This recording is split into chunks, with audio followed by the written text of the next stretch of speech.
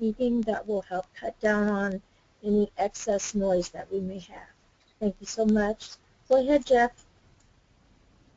Okay. Let me see if I can get this button here.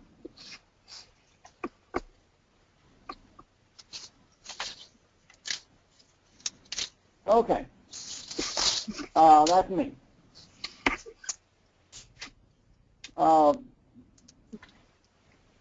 And today, the purpose of today's webinar is to increase understanding of the different parts of strategic planning. Now, you may have hear a little different from what you're reading, because sometimes it's hard for my tongue to say strategic plan, so I say S-plan. So it's easier for me. The other thing is how to work with your organization to make a successful strategic plan. To increase your understanding, that's something that we have to understand to start with. What we want to do, what we want to go forward with. How to work with your organization to make it a successful strategic plan. We're going to go through some steps that will help you build a successful plan for your organization. Next slide. Next slide, please, Juliana. Next slide says, are you ready? This is the S-Plan checklist. Tells us about the value, the vision, the purpose, and the mission statement to use in a plan. It also talks about organization strengths, weaknesses, opportunities, and threats. And also talks about dates and location and facilitator. Let's back up to number 1. Value, vision, purpose, and mission statement. The value is, what are we doing here? Why are we coming together to get this plan together to start with? Vision, what do you see this organization becoming, and how do we make it better than everybody else, make it unique so people can pick it out of the crowd. The purpose, what do you want the purpose to be of your organization? What do you want it to become? How do you want your organization to work within the community, people with disabilities, and with those with no disabilities? You got to remember they're there too. And the mission statement. Your mission statement or your position statement. I'm sorry, the mission statement first. The mission statement is where you make one statement, a blatant statement that will cover what your organization will stand for. And our mission statement will be used here in a little bit. You'll get to see then. Excuse me. We will also discuss organizational strength, weaknesses, opportunities, and threats. Now, every group, every organization has strengths and weaknesses, but there are also opportunities, and there are also threats. You have to build on your strengths, and you have to limit your weaknesses. And if you don't know what your weaknesses are, your weaknesses will hurt you.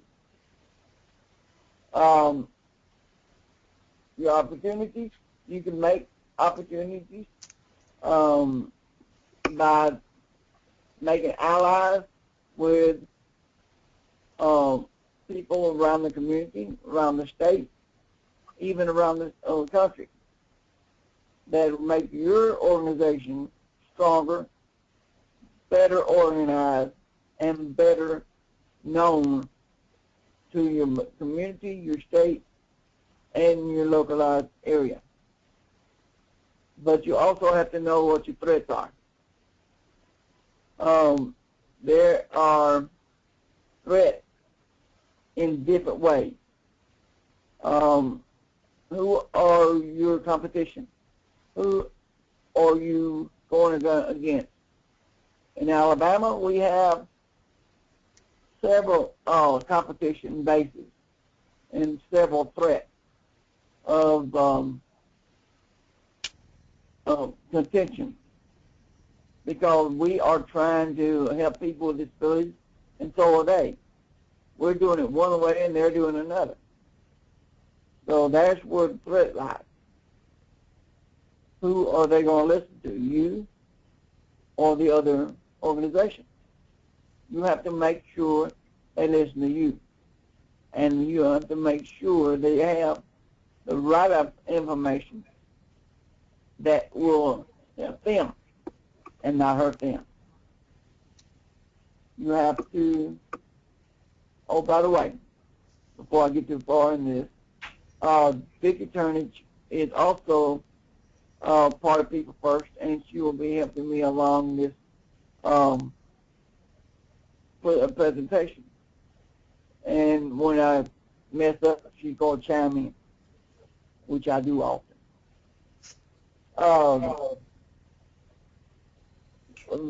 State and location. When you are going to build your S-plan, your strategic plan, you need to do it in a state and location that is probably synthesized to everybody that's going to be there. Whether it's 10 people, 50 people, or 100 people, you need to make it centralized so no one person has to travel more than everybody else. At least that's what I think.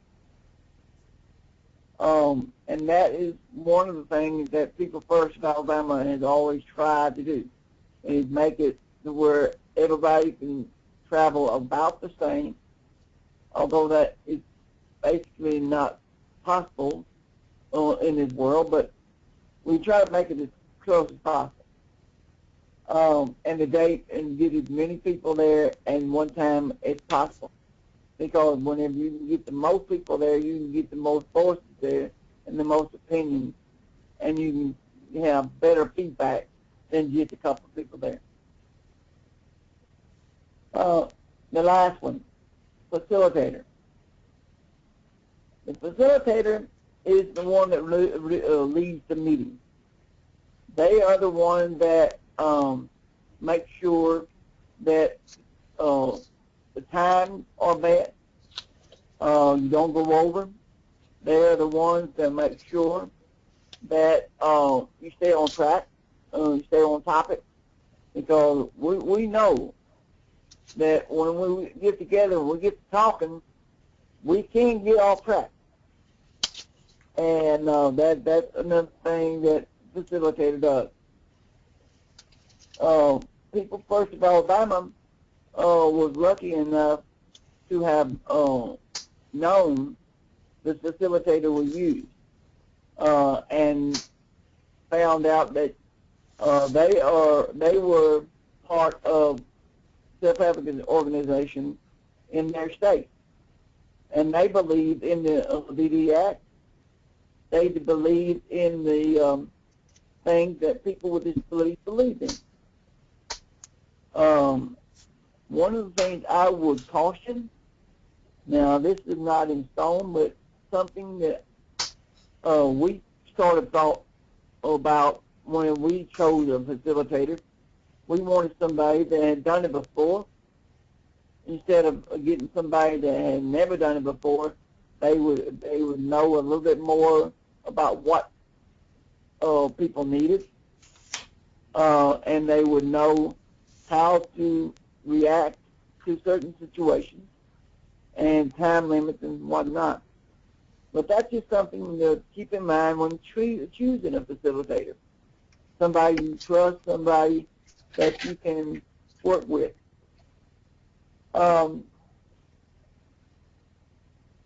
Okay, next slide, please.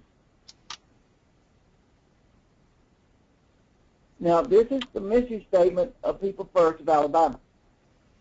People First of Alabama is a group of people with developmental disabilities living in Alabama communities dedicated to making our dreams happen by having choices and control of our lives.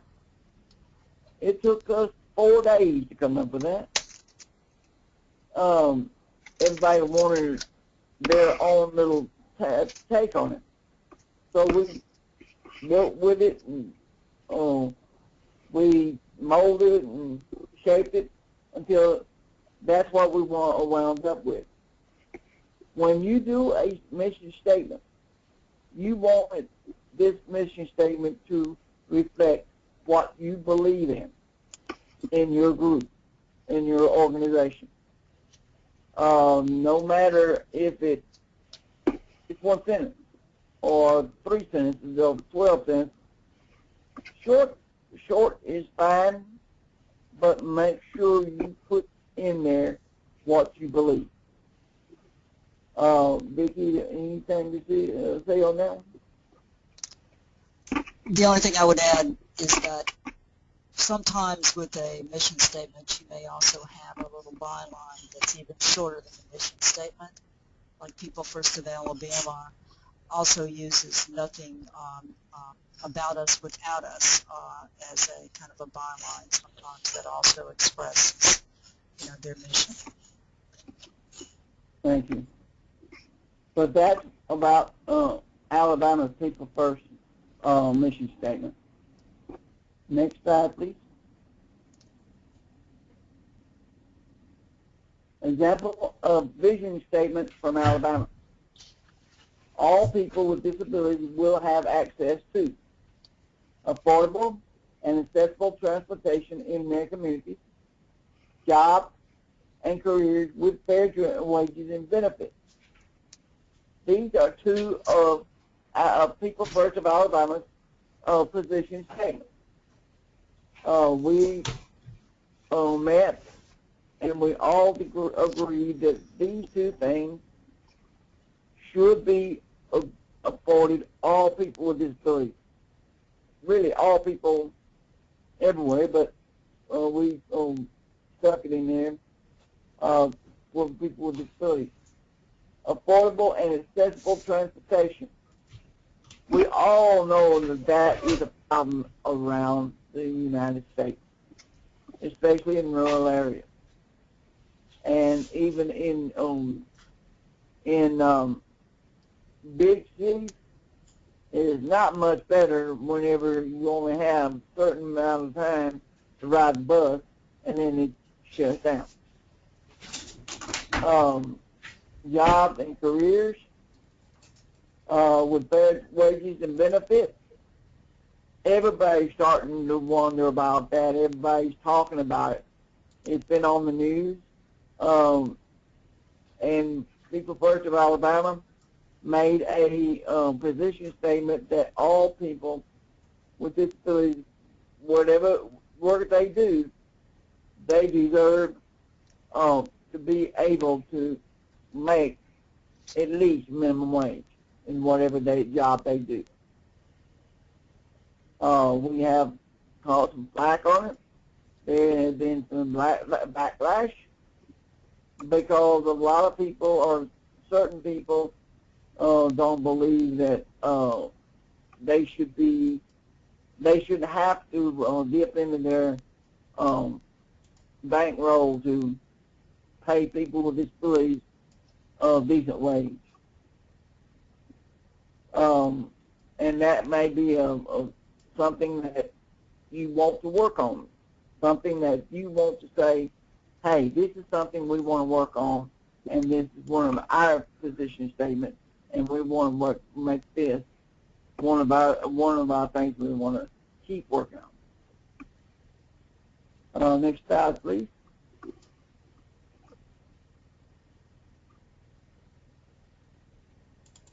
Alabama's vision statement, examples again, safe and affordable, accessible housing, community life, long-term relationship with their families, their friends, and significant others. That does mean boyfriend and girlfriend, for those that didn't know that. Support and services needed to live a full life. These the housing, the community life, the long-term relationships and support. This also is part of what People First of Alabama has in their position statement. We have 6 of them. Safe and affordable housing should be accessible to everybody, not just people with disabilities, but that's just another thing. Community life. How many of us know of stories where people have been warehoused in the developmental centers and still are there? Alabama has no more developmental centers. We all have community life, which is good. This is something we strive for every day, and try to find ways to help people with disabilities live the life that they need, just so they don't have to live warehouse away. Long-term relationships with their families and their friends and significant others. People with disabilities, they get married, they live with each other, they raise family, they have children. I have 4 friends I can think of on top of my head that have met each other, dated each other, married each other, have families with each other now. So it is possible. It is possible. It just may have a lot of hoops to jump through and a lot of bars to climb over or under, but it is possible. Support and services needed to live a full life. We all need that opportunity to live a full and rich life, whether it's with somebody, whether it's living by ourselves, whether it's working in a workshop, whether it is working in a grocery store lot, whatever we want, or whatever our goals are, each and every one of us, we need the support and services to live a full and enjoyable life. Next slide, please. What is strategic S-plan? Strategic plan gives an organization direction where we are at and where to put its resources. Another way to say that is where or what we want to do and where to put the money at. Because you can't do one without the other. You can have a plan, but you got to have a way to pay for it. But that is something that each organization has to work on with the resources they have available. Strategic planning deals with at least one of 4 questions, key questions. Where do we go from here? Where do we come from? Where do we go now? Where do we want to go? And how do we get there?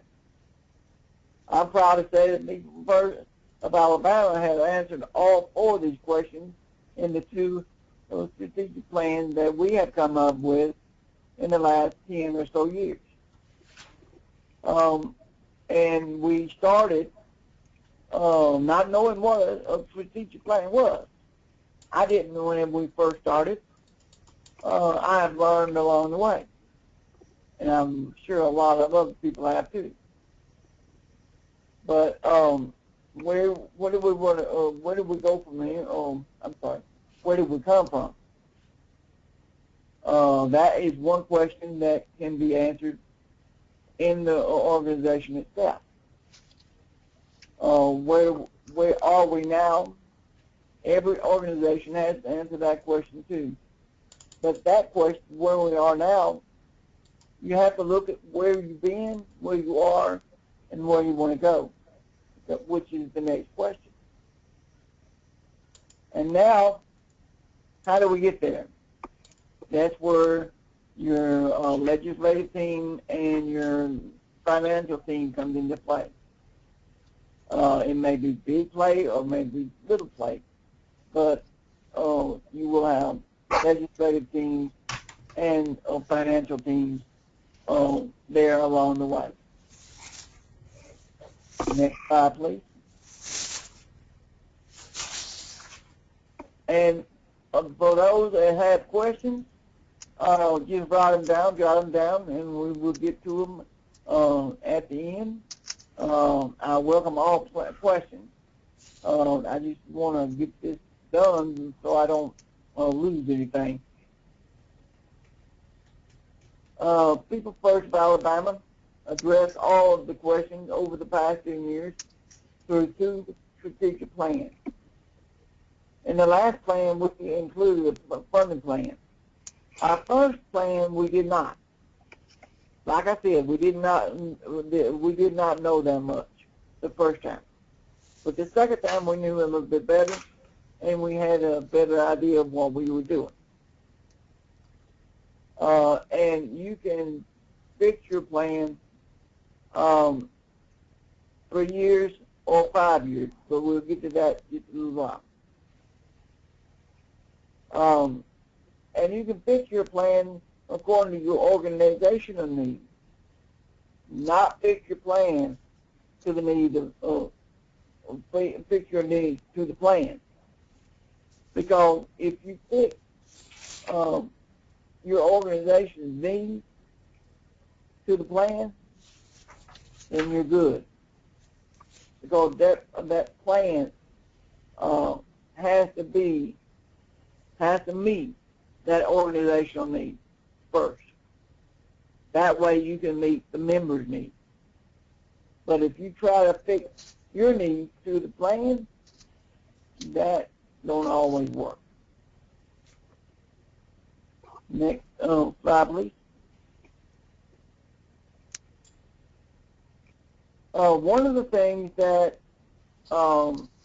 is very, very, very crucial in any organization, I don't care whether you're in Oregon, Nevada, Maine, Florida, anywhere in between, you have to have allies.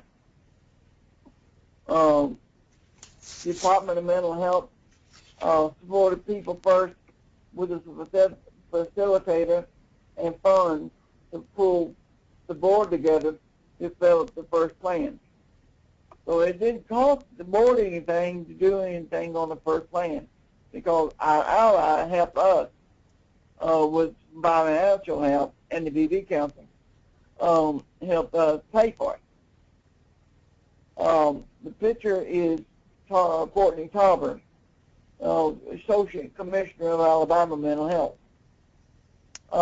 He has been a very good help to People First of Alabama, and he continues to give us help when we need it. Next slide, please.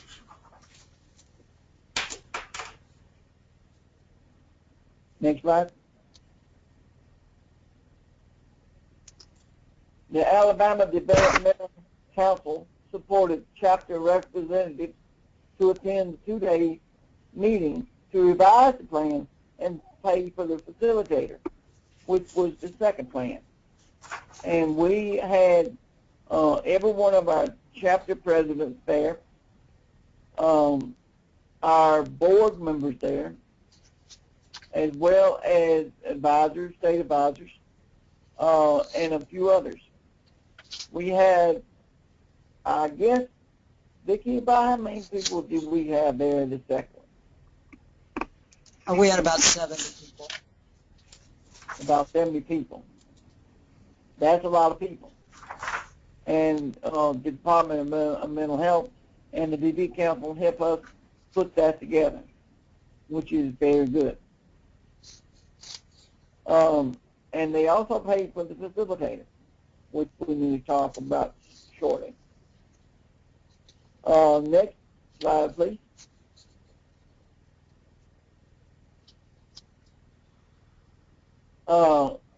Alabama Protection and Advocacy Agent is AAP for short, provided staff to assist in taking notes for the discussion. All DD network partners attend this session and listen to the discussion about the advocacy in the state. This is something that you don't get to see very often. You're getting all the DD network partners together. That's something to do.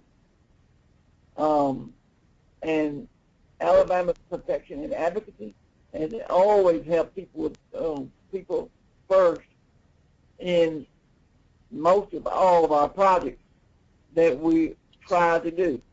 And they will come and help us in whatever fashion or form that we need them, especially if we're working together on a joint project. Next slide, please.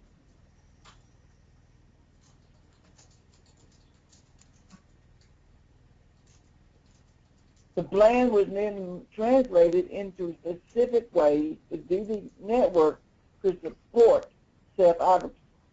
In other words, we took what we learned in the plan itself and we tried to move it outside of the meeting room and use what we learned in the meeting to help people's lives become better, to become more fulfilled, and to be able to do the things that they wanted, not necessarily what the state wanted or the providers wanted, but what people with disabilities wanted in their lives, because that was supporting self-advocacy.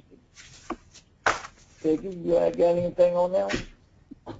The only comments I had, Jeff, you've done an excellent job talking about strategic planning and Alabama's experience.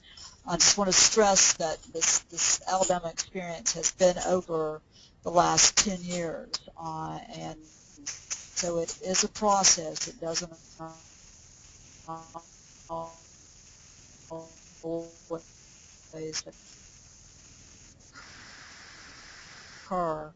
There's been lots of bumps along the way, but again, there continues to be bumps. But the plan has at least given the structure for the organization to try to build upon. We have been fortunate in our state to have had allies along the way. The Department of Mental Health, the Division of Developmental Disabilities has been extraordinarily supported over the years. The ARC of Alabama initially was one of our big allies in starting the People First in Alabama. Oh, and then the DD Council, the PNA, and the USAID, and as a response to the summit, the self-advocacy summits that were held, it did bring further attention to self-advocacy, and I think has moved Alabama, at least. I know some states are experiencing some difficulties, but Alabama, at least, it has opened a continuing dialogue with the DD network. They did participate in the last self-advocacy, People First of Alabama self-advocacy strategic plan. Again, organizations, can use strategic plans to help them stay focused as well as Alabama has grown to look at what their funding needs for the future and what they actually need to have a structure in place that supports self-advocacy. Thank you, Vicki. Next slide, please.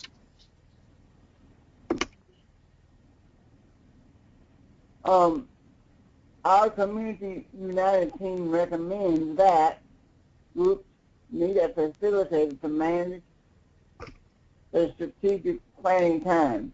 In other words, you don't want to go overtime, you don't want to do undertime, you want to make sure everybody gets the information they need in the amount of time that you have.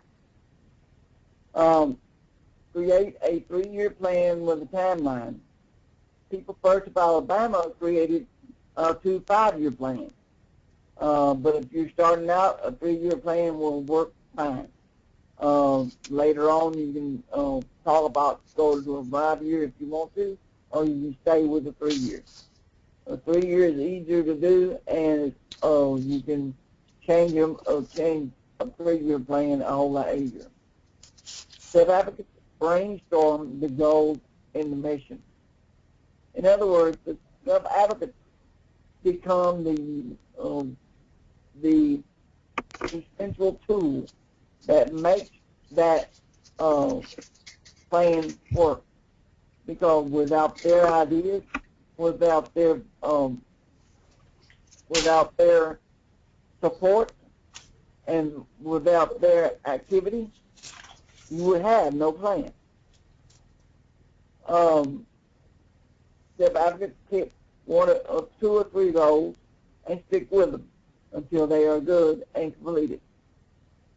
It's easy to pick a goal, but if you never work on it, it never gets completed. One thing I'm very, very, very proud of is that in our first plan, we completed 97% of that 5-year plan. 97%. I am so proud of that. Self-advocates prioritize goals. You got to figure out what's important. You got to figure out what needs to be done first. Because everybody wants theirs done, or everybody wants theirs done first. Believe me, I know. But you have to find out what's important, what needs to be done, and what can wait to be done, because you have to prioritize goals. Ask allies to join the discussion and add to the objectives. Get your allies to help you. If you have a meeting about S-Plan, bring them in. Find out what they think about it. Find out how they can help you, how they can further your objectives. And in turn, y'all can work together. But that is something that every organization should do, is work with their allies to make sure their objectives and their goals are met. Next slide, please.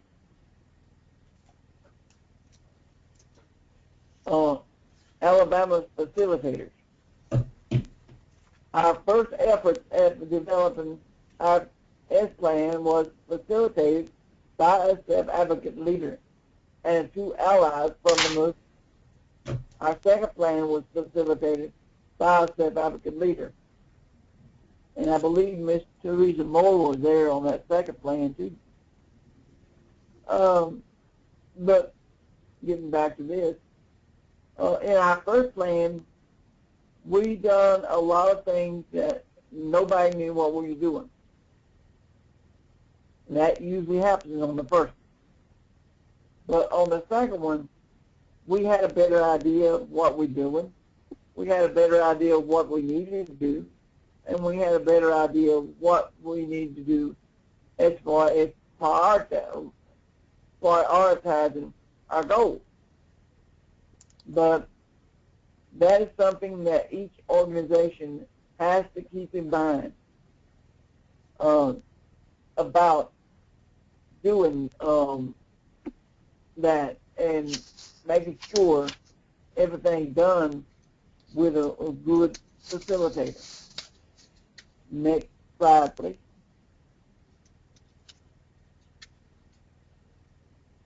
Is that all, ma'am? Thank you, Jeff. Now we're going to talk with, thank you so much, and we will be taking your questions at the end of their presentations. So think of them and write them down, and we'll be answering them, and you'll get a chance to talk to Jeff more if you'd like. Right now we're going to speak with Kathy Picker-Terrell, and she is going to talk about the facilitator's role in strategic planning. Go ahead, Kathy. Thanks, Teresa, and thanks, Jeff. That was excellent. Next slide, please. What does a facilitator do? Well, a facilitator is very important. A lot of people spend a lot of time talking about how to do their strategic planning, or S-planning as Jeff calls it, but we don't maybe spend enough time thinking about who we want to do our facilitation. The facilitator really helps the organization and their members get the most out of their strategic plan. And so if you hire a good facilitator, they will make sure that the self-advocates have ownership of the plan, that it's your plan and that it's your input that makes that plan. A good facilitator makes sure that self-advocates get to speak first. And a good facilitator also helps to make ground rules with the group. You say, what kind of ground rules? Well, you know, you might have ground rules like only one person talks at a time. Or you might have a ground rule that I use often, which is that everybody gets 5 minutes to think about the question before they answer it. So in strategic planning, you ask the group a lot of questions, and I think that everybody should have at least 5 minutes to process that, because we all think about things differently, and maybe even write down some notes so that you have time to think about the question. So that might be a rule.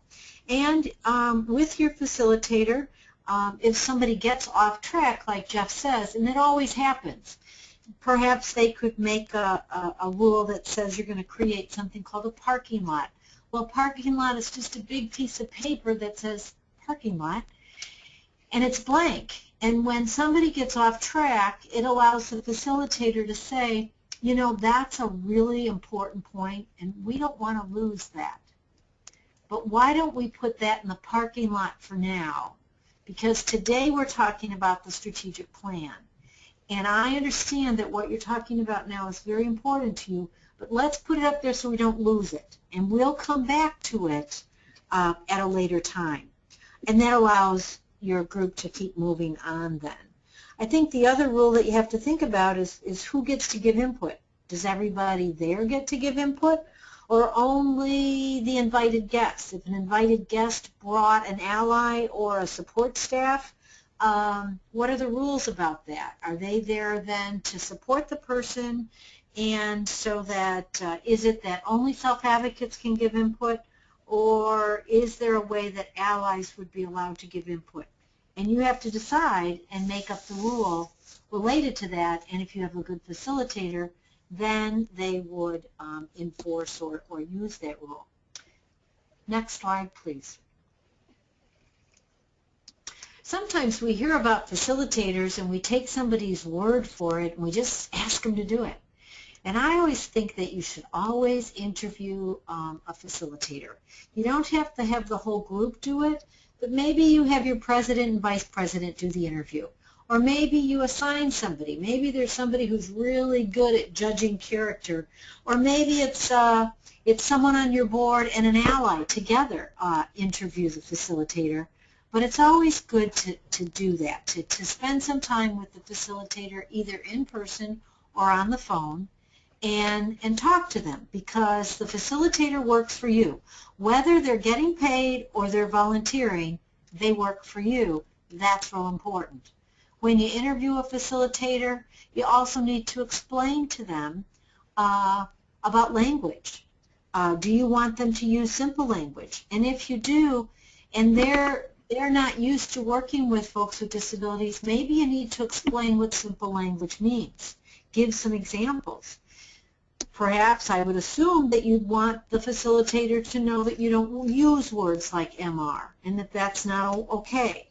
And I think it's also important that the facilitator understand that you use people first language. And I always like to kind of tell them these things up front, and then during the interview kind of catch and see if they don't use people first language, because that's really important. During the interview, you not only ask questions about where they've done this before and what's their style, but that's where you also explain what you expect the facilitator to do.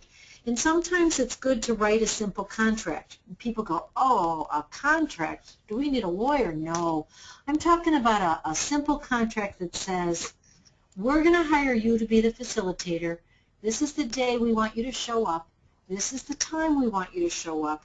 This is what we want you to do. And then you get them to sign it so that there's no confusion about when and where and what's expected. Next slide, please. When you're interviewing the facilitator, you need to find out what a facilitator costs and what it's going to cost. Well, first of all, how much money do you have to spend? That's the first thing. Is how, it costs some money to do strategic planning. What's your budget? If you're going to pay somebody, are you going to pay them a daily rate, like $100 a day or $1,000 a day? Or are you going to give them a project rate, which is, we want you to be on two planning phone calls. We want you to be there for a half a day or a whole day. And then we want you to actually write up the first draft of the plan.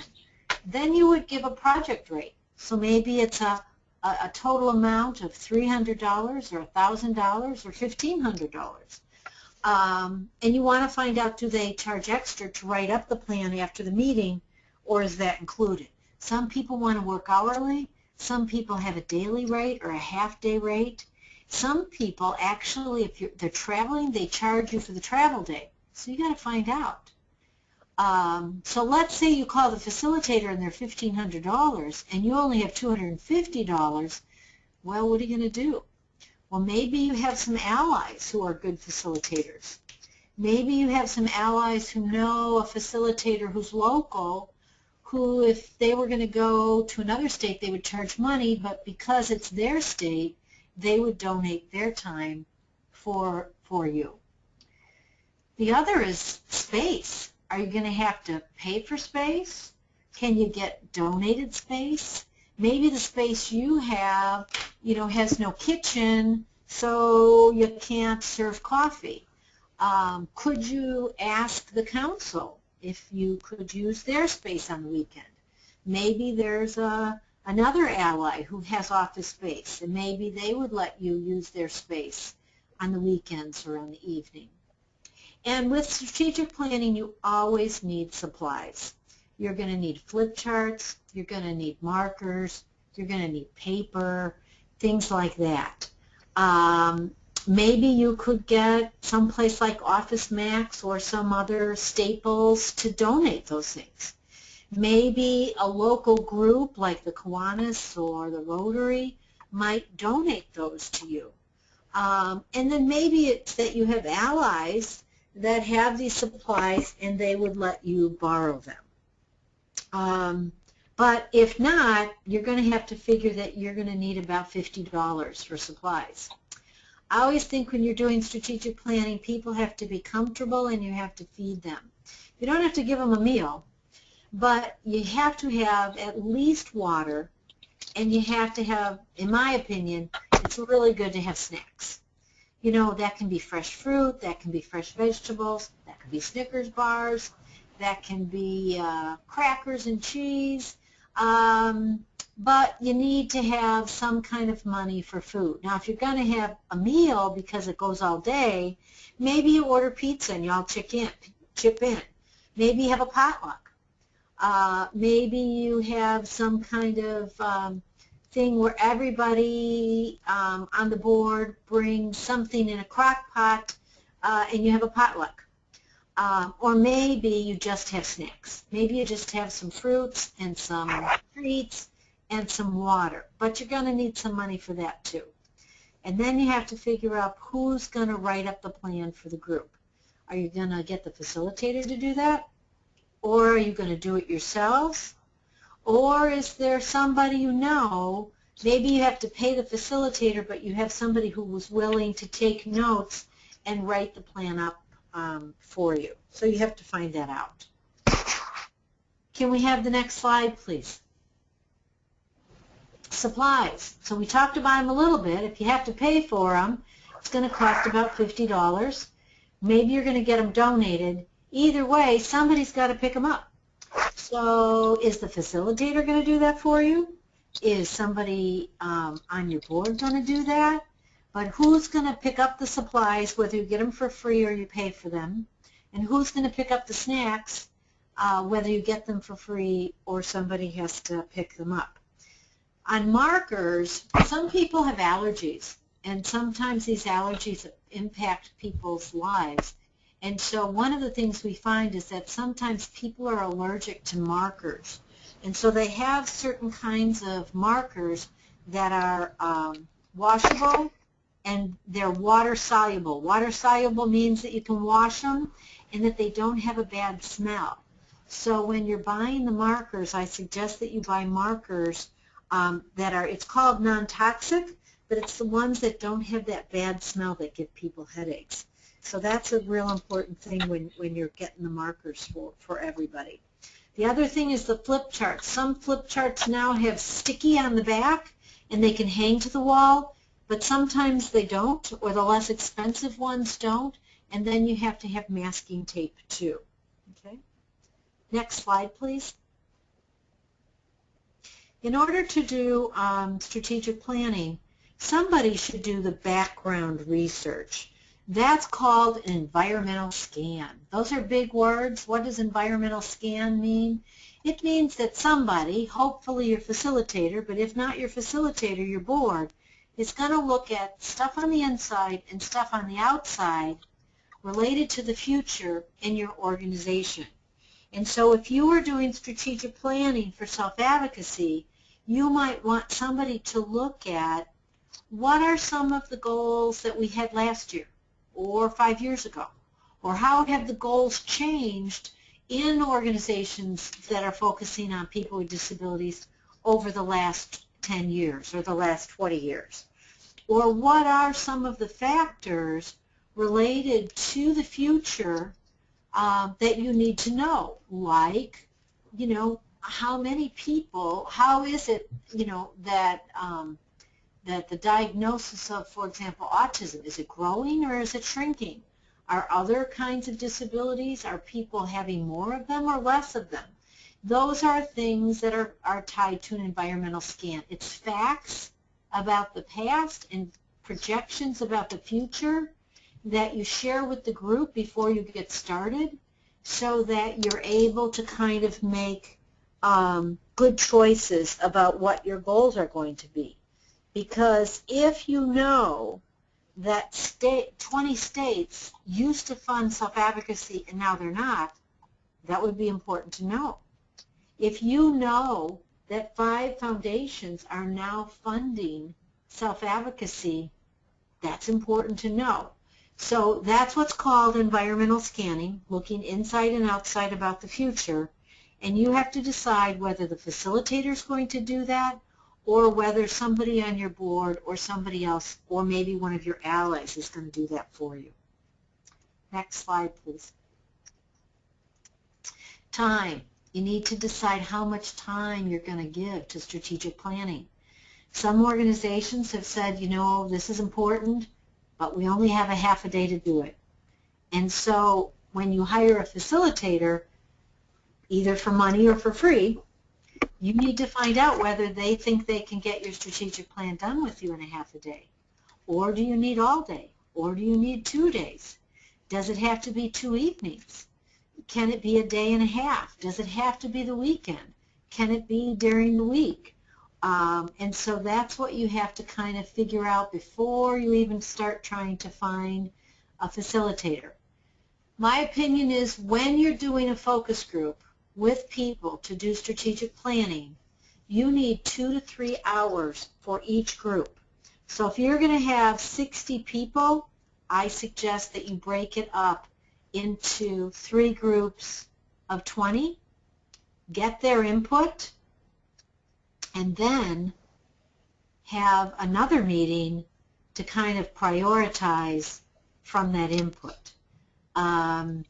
Because it's very hard to get a strategic plan with 70 people in the room, but if you have 3 groups of 3 groups of 20, and you get their input, you have them prioritize, and then you take that information to the board to kind of then prioritize across the 3 groups, you can do it.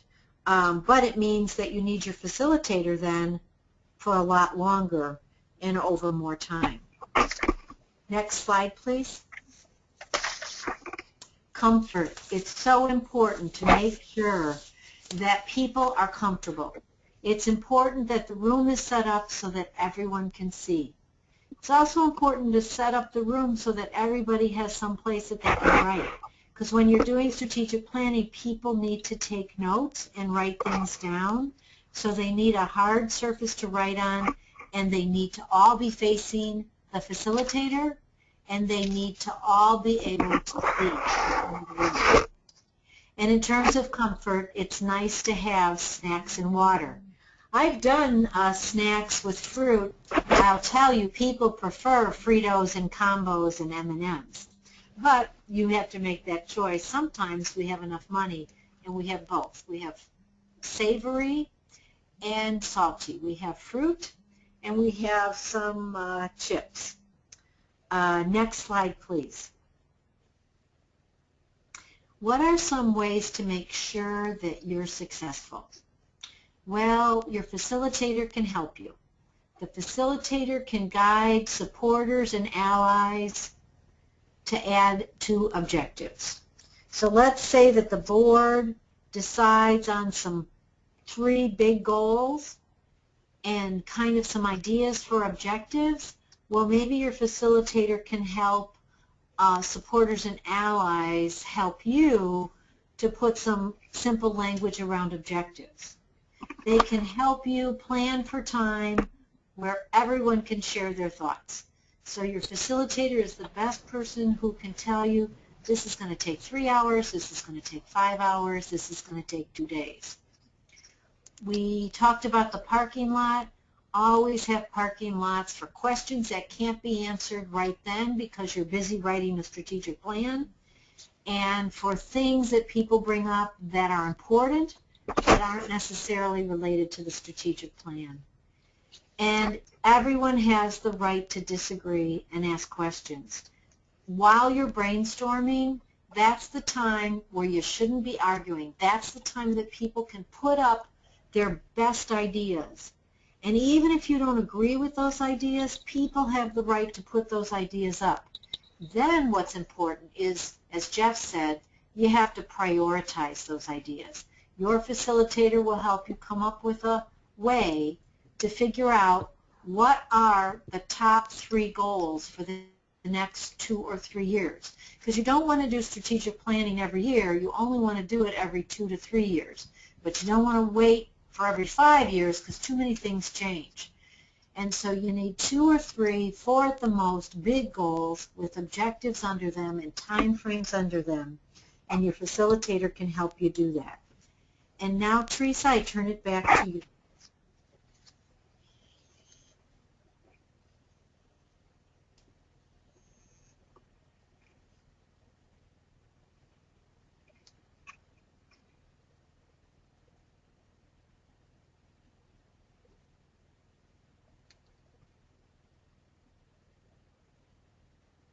Teresa?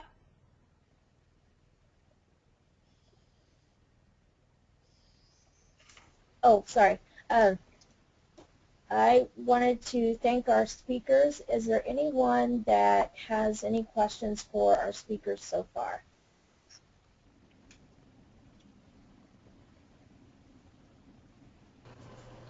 I think that Juliana cannot hear us, so I'm going to ask her. Juliana, do you have any questions up on the board?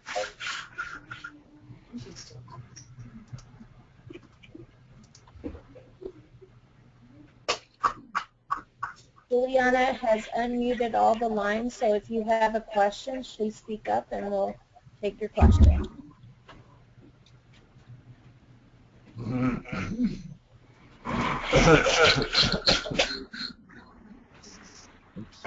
Okay. Jeff, do you remember how long each of your planning days took? How long was your planning session? Because you had that large group.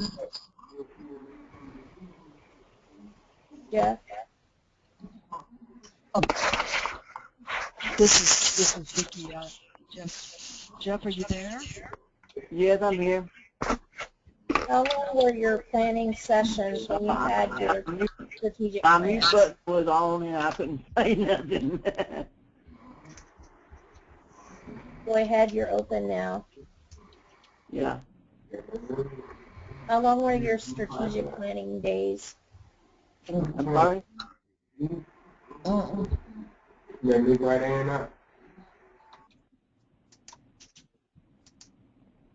Vicki, do you remember how long your plans were?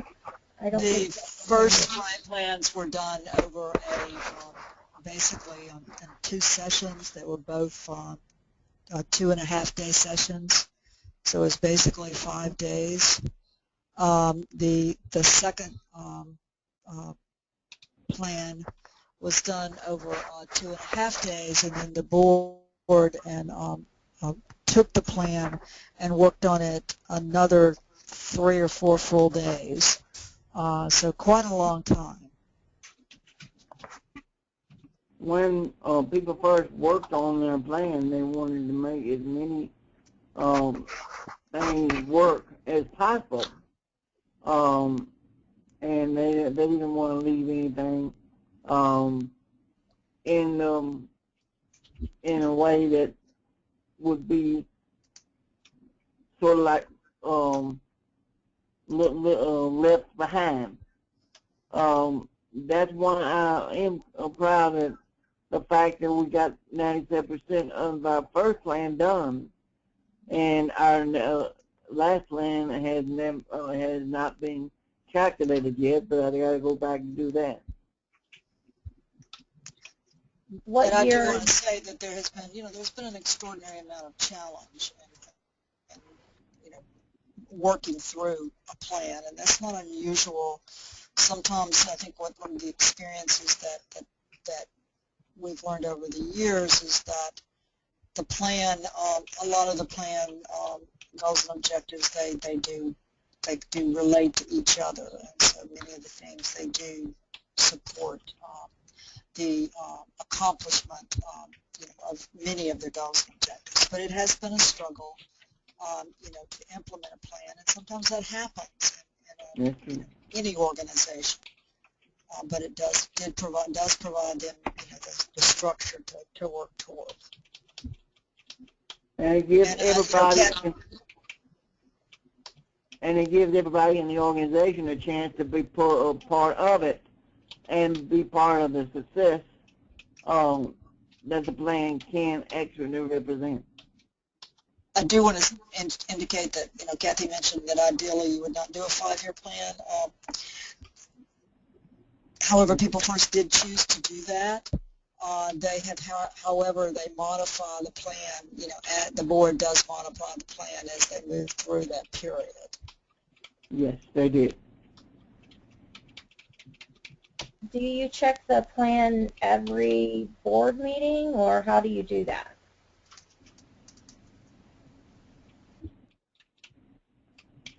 There's an evaluation of the plan supposed to occur every 6 months. The actual staff that work with the organization, they are to be reporting their activities based on the objectives in the plan. Let me give you just like an example. One of the the activities in the plan is to assure that they have their annual conference. So, well, that's one of the things that's really important, to kind of help them guide them in terms of making sure they plan the conference in time to get the information out. If their contacts are to recruit, one of the objectives they have now is the emphasis on youth. They're trying to recruit new members and new youth members into the organization. So they would be reporting on whatever activities that they've done along those lines. If one of the objectives is to find funding that supports outreach to youth, so they would report on their efforts to get grants or success in getting grants. So it just helps guide them. And again, there's been struggles because staff change, and advisors change, and chapters change. So it is sometimes a struggle to keep on target.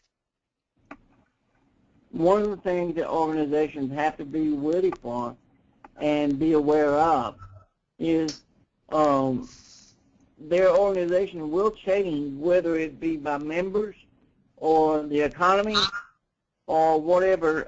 There will be change, whether it's good or bad. You have to be ready for that, or at least be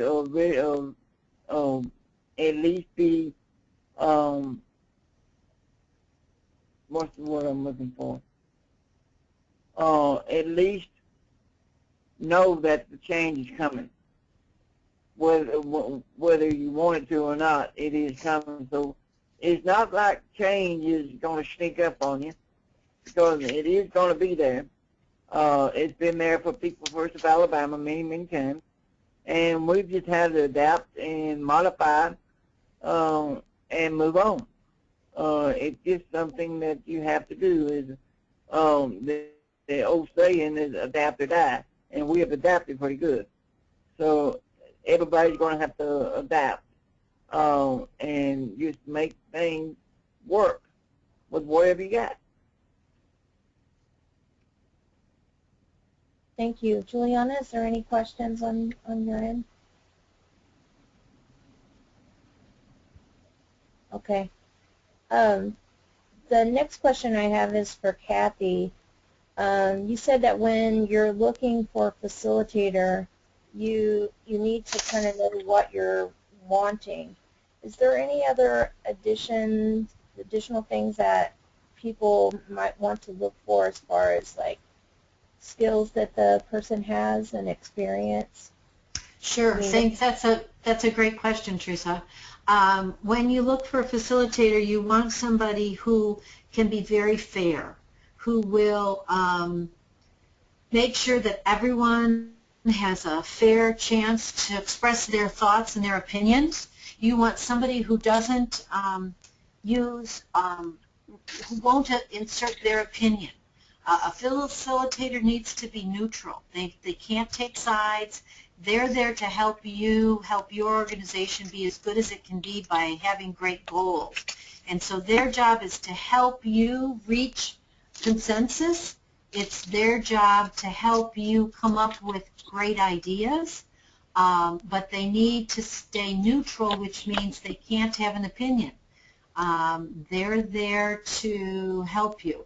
And so you want somebody who's going to be fair, somebody who has a strong voice so that they can be heard, somebody who can understand what are some techniques to help make sure that everybody can participate. So some questions you might ask the facilitator is, if you have somebody who in the group who hasn't said anything yet, what would you do?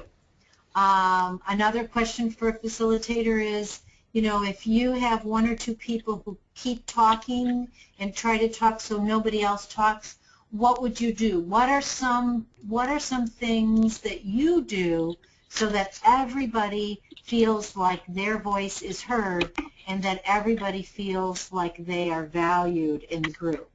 Another question for a facilitator would be, how do you make sure that we stay on time? you know, we only are going to have the room for 1 day, or we're only going to have the room for, you know, 5 hours, 2 days.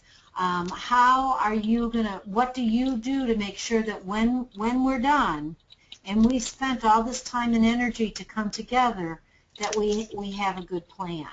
The other thing you might ask a facilitator to show you some samples of strategic plans that they have helped people develop. They might have to block out, you know, the name of the organization, but they should be able to show you. Or perhaps you would want a list of other places where they have facilitated, and perhaps a contact name. Just as you might be hiring someone for a job, can you give me 3 references? Not 3 people who are going to say you're nice.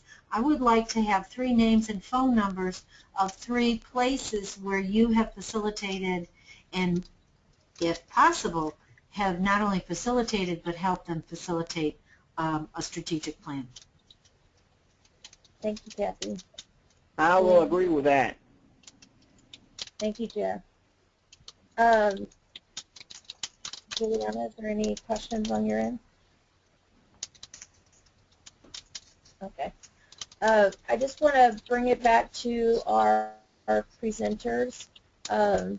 Jeff, is there anything else that you've thought of that you would like to add?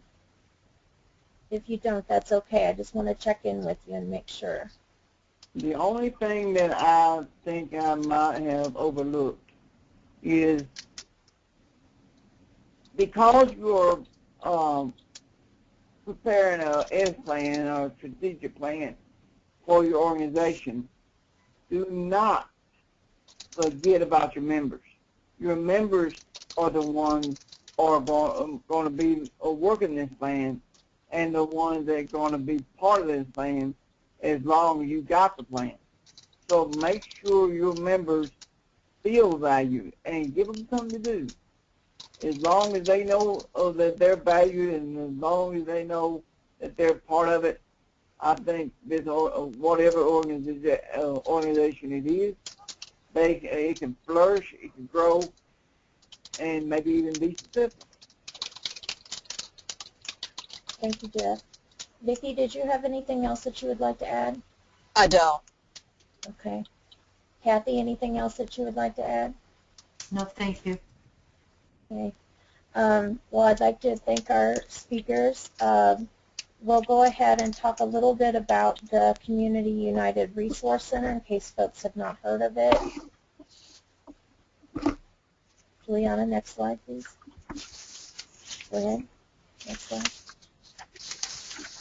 For those of you who may not have heard of it, the way that we came up with the topics for the webinars is from a national survey that we conducted, and that's how we prioritized what the order was also in that the webinars would occur. There's 10 webinars as part of the grant, and we also will be creating a resource center that will be located at saveusa.org website. That is not active yet. We're designing that still. But just want to let you know that that will be occurring. Next slide, please. And SAVE would like to ask any organizations that are out there, if you have any information that you would like to share with self-advocacy groups, that this is an opportunity to let people know of things that you've tried in your state that have worked. And next slide, please, Juliana. Because we are looking for resources to go up there on the site, and this is a list of the items that we're looking for. And one of the ones that I think is something that is really helpful during the learning process is the one that's called Activities for Groups or Organizations. And those are usually the fun things that you do to help people prepare for the meeting, to get focused for the meeting, to bring home a particular point that you're trying to make during the training or event. which usually, helps the group come together and focus. And those are something that people are always asking for. How can I get this idea in an activity? So if you have things like that, that's really important too. And you can look these over. These are different ones. The use of technology is really important. We're seeing a lot more iPads or tablets being used. How are self-advocates doing with those? Are they, picking up that technology? It's becoming very friendly. Is it working for people? What have you done to help your group increase the use of technology? And even their telephones. Have you had any ideas about applications that people are using that are really helping them either be more organized leaders or helping them to learn different skills? And if you have any of those that you'd like to recommend. And then there are the usual things, PowerPoints and trainings that you have, or information that's in a PowerPoint. There used to be a lot of toolkits being made, and we found those very, very helpful. But did you make something that your state has seen but nobody else? Bring that back out and let us all see it. And then next slide. And here is a list of the different kinds of things that it might be. We heard today about values, mission, and vision statements. Sharing those could be really helpful to groups that are struggling with coming up with those. It's really nice to have something to look at to help you get started. And another one that we get asked a lot is, what are some successful fundraisers that we could do? And fundraisers, I think of those as getting the word out to the community that you're there, having something that's more open to people, and just all of these are about sharing your creativity. I know that in Alabama they shared with us their bylaws and how it used graphics to help people find things and identify things. Maybe you figured out a way to help people understand how grant money works. Could be any kind of different items like that. And so we'd love to have those examples. And go ahead, next slide. This is an example of officers of an organization. You can see that it uses pictures a lot. It divides up the page pretty evenly, makes the positions look pretty balanced compared to each other, those kinds of things. And then we actually did review this item. Next slide, please. And we used this tool that was created by the planning team to fairly look at all of the different items that we received and evaluating them and seeing how they stack up against other items that are in the same category. So this is based on what we found is really helpful when you're reviewing items for self-advocates. Next slide, please. So that's about the Resource Center. I'd like to announce that the next presentation webinar is going to be on September the 16th, and it's going to be learning what people with disabilities in your community need. We are currently looking for presenters that have experience doing needs assessments of your community, taking a look and seeing what your community still needs, and we would love to have presenters come on and speak with others around the country about how they did that, how they gathered the information, how they made sure that the information was what they found in different areas too, so that you could get, sometimes you're doing a community-wide evaluation, sometimes you're doing a statewide evaluation. And so we need to know how you collected the information and how you used it to help you build your strategic plan or make goals and objectives. So if you'd like to present on that, you can send an email to my email, which is mooreadvocacy, mooreadvocacy, @hotmail.com.